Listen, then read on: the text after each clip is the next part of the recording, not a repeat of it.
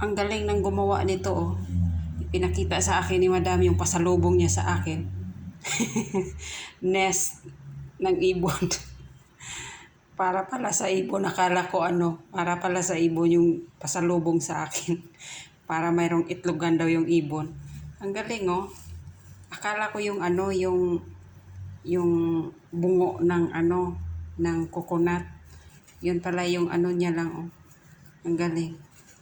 Tapos dito sa loob, oh, mayroon siyang bungo ng niyog. Kaunti. Ang galing.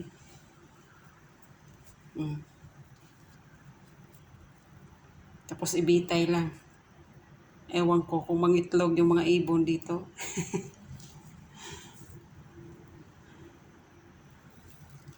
Ang galing.